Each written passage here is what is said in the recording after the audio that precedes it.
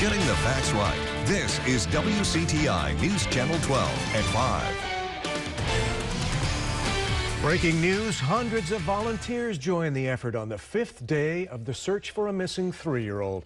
The concern and investigation widened tonight for Mariah Woods in Onslow County. Good evening. News Channel 12's Valentina Wilson is live outside the Woods home along Dawson Creek Road in the county. Val, bring us up to the moment on what's happening there. Wes, you were here yesterday, so you know this is a very busy road. Dawson Cabin Road, where the mobile home is located. The crime scene tape still up tonight. We see one sheriff's vehicle parked in the yard over there. Since I arrived on the scene within the last hour, I saw a helicopter overhead, lots of law enforcement vehicles going up and down this very road. Sheriff Hans Miller today thanked all of the volunteers who came out. We want to show you Mariah's picture once again. A beautiful 3-year-old, a bright smile, bright eyes, a little princess in all of her pink clothing. She's still missing tonight. About 750 volunteers came out today to try to help out. And we also know that a search was conducted at a nearby landfill where people went through tons of debris by hand, just searching for clues. We also know that the FBI in Quantico is still working to analyze some evidence that was sent there. Sheriff Miller today thanked the volunteers for all their hard work. Spoke to many volunteers. I wish I could have thanked each and every one of them. However, with 750 people and people going to searches, I just couldn't see everybody and talk to everybody personally, but I did speak to many of them.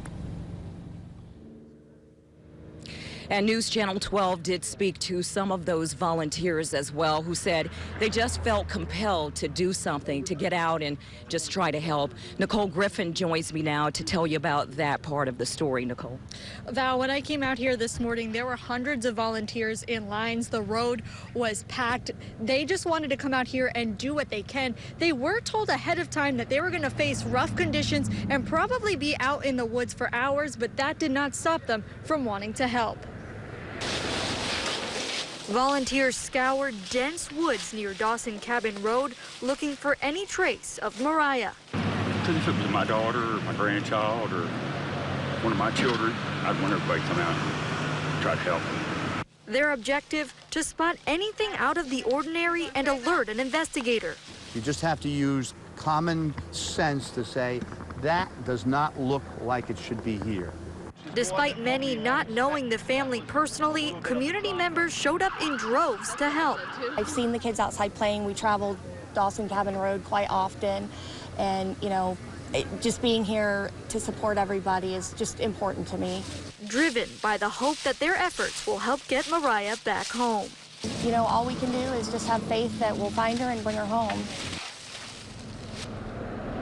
Now, we were told in a press conference this afternoon that there were a couple items flagged during that search. Right now, it's not clear if they are related to the case, but they were turned over to investigators just in case to be analyzed. And Val, members that participated in this search tell me they are just extremely proud of how the community turned out today to try and help Mariah Woods. Yes, people have been contacting us on Facebook and other social media sites just wanting to help, so we're very glad that they were able to do that. Nicole.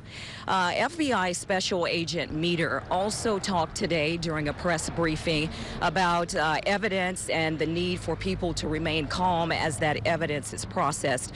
Let's listen in to some of what he said. At this time, the main focus of this investigation is finding what happened to Mariah. And at this point, priority number one is to find her. And once we find her, determine what were the circumstances surrounding her disappearance.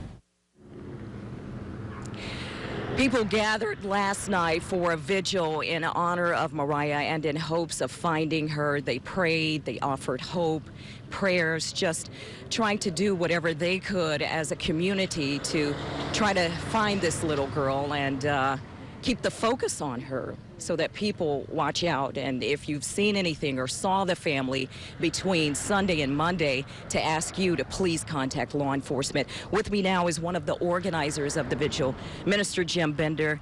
Thank you so much for coming out to talk to us. What is it that you would like to tell us today regarding the family and regarding Mariah? On behalf of Melissa Hunter, Mariah's grandmother, the Hunter family, and the Woods families, 3 things. 1, gratitude, appreciation, and thankfulness for the 100 people last night at the vigil, the 800 people searching today, anyone that said a single prayer, that stepped a single foot, every law enforcement official that's working, anyone that's working to find Mariah, they want to say thank you, and they appreciate it. Number 2, don't stop praying. She's concerned that the intensity of prayer will wane as time goes on and there's no official word. She wants people to be intense, militant, and fearless, and not let up in prayer for Mariah's safe return. And as we saw in the video last night, there were a lot of prayer warriors on site, and we do know that prayer can change things. That's absolutely right. Prayer is the most powerful force that God has ever given man through faith, and we need to exercise it to its fullest. The last thing she's requested, the answer to the question, what can people do? 3 things. If they want to donate gift cards for food or gas, she's making 2 round trips every day for the boys to school. Any clothing, it's Ryan's 10 years old, size 10. Nathaniel's 5 years old, size 5 and 6. Anything like that. Any food, anything, gift cards from Piggly Wiggly or Food Lion, or any clothes. Just bring them by the Roosevelt Drive Church of Christ, and we will make sure they make it to their residence. One last question. Are there any more prayer services or vigils planned? Well, I'm sure every religious body in Jacksonville, Onslow County will be praying at every time they assemble. And we will as well. Every time the church gets together, we will not stop, and we will, I'm sure, schedule vigils and prayer services for prayer warriors as often as we can. Minister Bender, I can see your passion. I see you tearing up as well. And just thank you for what you're doing. We want Mariah back safe. That's what we're praying for. Thank you. So, Wes, a lot of people obviously just still offering up prayers for Mariah's safe return as investigators try to figure out exactly what happened. Live here southwest of Jacksonville, Valentina Wilson, back to you. All right, Val, a powerful outpouring of community concern again tonight. And be sure to stay with News Channel 12 for all the breaking details in the search for Mariah. You can get your updates on the News Channel 12 app, our website, WCTI12.com, and our Facebook page. And watch for late developments on News Channel 12 this evening on into tomorrow morning. I'm meteorologist Donnie Cox, and for those searching in Jacksonville today, had plenty of sunshine and a little bit warmer temperatures to help with that search. And as you take a look, we'll continue to be dry as we scan the skies.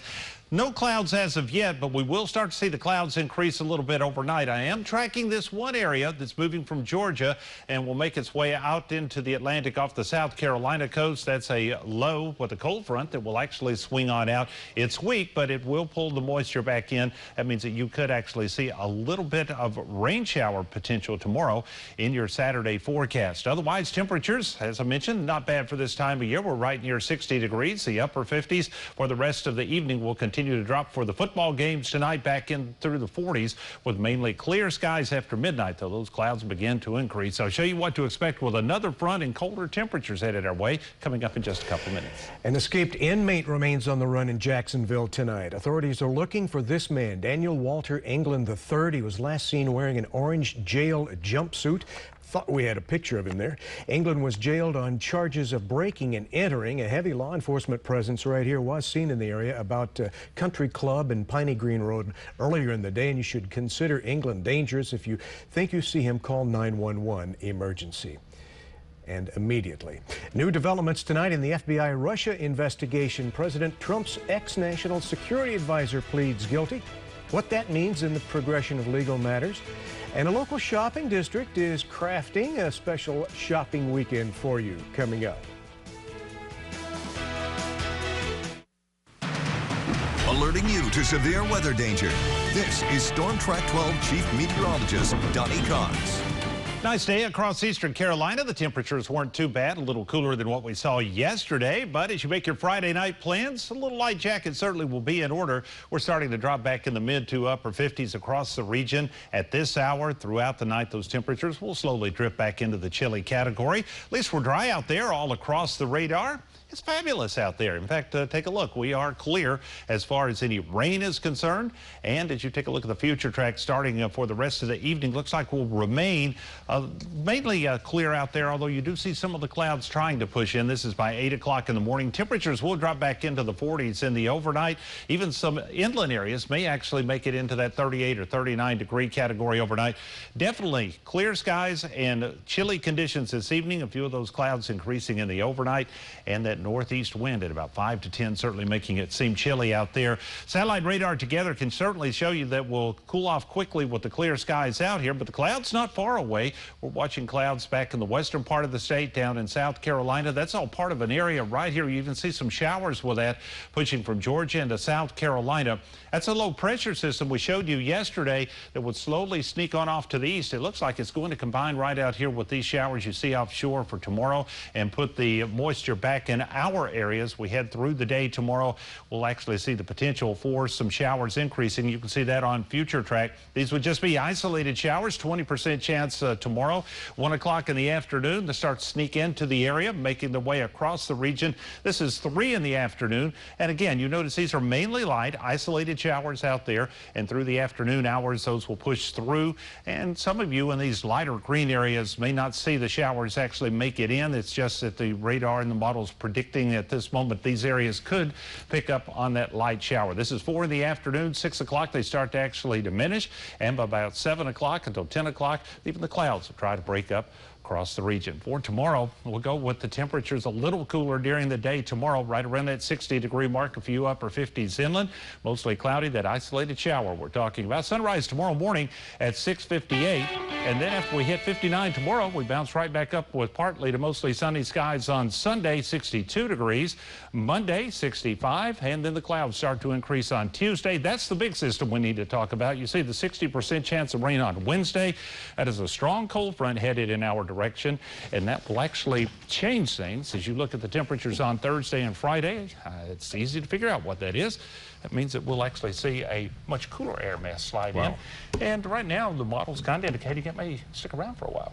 Well, we haven't seen a whole lot of cold weather yet this season, so it's about time. Above average, so it's about time we go the other way for a while, especially around Christmas. Got to get in the spirit, right? You know, it's just a year ago we were talking about a lot of the recovery from Hurricane Matthew. Well, new docks are being installed at Union Point Park in New Bern. As I mentioned, it's been a little more than a year since Hurricane Matthew destroyed those original docks. The city of New Bern thanked FEMA in an announcement tweeted out today. And it is time for the big events tomorrow. That is the Christmas parade and flotilla in New Bern. In fact, at 3 o'clock until 4 o'clock will be the parade downtown. You'll see several from News Channel 12 there. The flotilla will take effect at 5:30 and continue through the after dark hours. You can see some of those scenes from last year. And News Channel 12's Brian North will be emceeing that. By the way, the band will actually begin at 4:45. Flotilla will be at 5:30. So time to get in the Christmas spirit. Very pretty place to be as the sun goes down on a Saturday night at the flotilla in downtown New Bern. Lots of fun there. Maybe Santa will show up by boat again. I'm sure. We had a guilty plea today to tell you about from a former high-level presidential advisor. Now, does this signal trouble for Donald Trump? You're watching News Channel 12 at 5. Well, it is December 1st, and Uptown Greenville is officially kicking off the holiday season with Greenville Gives. News Channel 12's Stephanie Brown got in on the opening late this afternoon. Okay, well, guess we'll tell you about that a little later. New information now in Special Counsel Robert Mueller's investigation into Russian meddling in the 2016 campaign. President Trump's former national security advisor, Michael Flynn, was charged with lying to federal investigators. ABC's Serena Marshall has the latest developments in Washington. former national security advisor Michael Flynn, part of Donald Trump's inner circle, in court today. Hey, Flynn! Pleading guilty to lying to the FBI and promising full cooperation with the special counsel. A confidant of Flynn tells ABC News Flynn said he's prepared to testify that as a candidate, Donald Trump directed him to make contact with the Russians, initially to coordinate the fight against ISIS in Syria. My hope is that General Flynn will tell everything he knows and tell why he was having these contacts with Russians, who directed these contacts. The charge stems from his contacts with Russian Ambassador Sergei Kislyak in December 2016. On December 28th, the Obama administration imposed sanctions on Russia for their election meddling. In court, prosecutors said, and Flynn confirmed, after being contacted by Kislyak the next day, Flynn coordinated with a senior official and other transition officials at Mar-a-Lago to discuss what, if anything, to communicate to the Russian ambassador about U.S. sanctions. Flynn says the transition team did not want Russia to escalate the situation, and he immediately called the Russian ambassador with that message. 2 days later, Russia announced it would not issue retaliatory sanctions. That same day, President-elect Trump tweeted, "Great move on delay by V. Putin. I always knew he was very smart." There appears to be a lot of evidence that people around the president have had interactions with the Russians. In a statement, the White House said the false statements involved mirror the false statements to White House officials, which resulted in his resignation in February of this year. And they added nothing about the guilty plea or the charge implicates anyone other than Mr. Flynn. Flynn faces up to 5 years in prison, leaving the court Lock him up! Facing the same chance he once led against Hillary Clinton during the RNC convention. A close confidant of Michael Flynn tells ABC News that he grew increasingly concerned about crippling legal fees and felt abandoned by the president in recent weeks. He only told people in the past 24 hours that he planned to take the plea deal. Serena Marshall, ABC News, outside the U.S. District Court in Washington. Well, some shaggy police officers raised money to help people in need of food. Surf City Police, they raised $1,518 during their No Shave November fundraiser. And look at these guys. With their beards, contributions from citizens and Gallagher's Restaurant helped raise money for the Share the Table Food Ministries in Surf City. Officers enjoyed sporting beards while in uniform, which sparked a lot of conversation. Now to those shops in downtown Washington, which hope you'll drop in for some Christmas shopping this weekend. The Kris Kringle Craft Show is in town there. Nearly 40 vendors could make this the largest turnout the craft show ever had. You'll find literally tons of handcrafted goods for the whole family and help raise money for the Blind Center in Washington. Some of the crafts are even made by blind and visually impaired community members. At this point, we are not receiving any federal or state funding right now. So this is a way for us to be able to provide the clients the programs that we offer and the services that we do for them each day. The craft show is open until 6 p.m. tonight, and if you can't make it then, don't worry, you can catch the fun tomorrow from 9 until 3 o'clock on the Washington waterfront. All right, Uptown Greenville now kicking off things in the holiday season with Greenville Gives. Let's get to News Channel 12's Stephanie Brown there live where festivities are just getting underway tonight. What are you seeing, Stephanie? Wes, it's a pretty warm night for December, but organizers tell me it's going to snow here in a few minutes. That's right. When Santa arrives and the tree is lit, he's bringing the snow with him from the North Pole, and that'll signify the start of the holiday season here in Greenville. Tonight's event, Greenville Gives, encourages people to get into the spirit of giving for the holidays. Visitors have the chance to donate to area nonprofits like Toys for Tots, Salvation Army, and the Food Bank of ENC. There's face painting, musical performances, and of course, lots of holiday sweet treats. We've got generous donations from local businesses in the community. There'll be donuts and cookies, and there'll be hot chocolate and coffee throughout the evening free.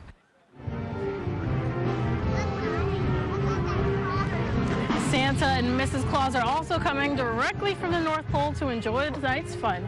And it doesn't stop there. Many shops and restaurants uptown are offering deals tonight. And organizers tell me they're set to light the tree at 5:45. I'll be sure to catch that for you. If we happen to not catch it in the later shows, I'll be on Facebook Live, so be on the lookout for that. Reporting live in Greenville, Stephanie Brown for News Channel 12. All right, Stephanie, looks like you're all over it there in uptown Greenville. There's still time for you to catch the fun for yourself tonight. Greenville Gives goes on until 8 o'clock. An early Christmas celebration for our troops. To tell you about tonight, volunteers in our state bringing hundreds of Christmas trees now on their way to base. You're watching News Channel 12 at 5. U.S. Special Operations troops on the battlefield have another life-saving item to carry along these days: freeze-dried blood plasma. The Marine Corps Special Ops Command says all its units began carrying freeze-dried plasma into the field last month. Now, the crucial addition to the first aid kits that can prevent badly wounded troops from bleeding to death on the battlefield are in force.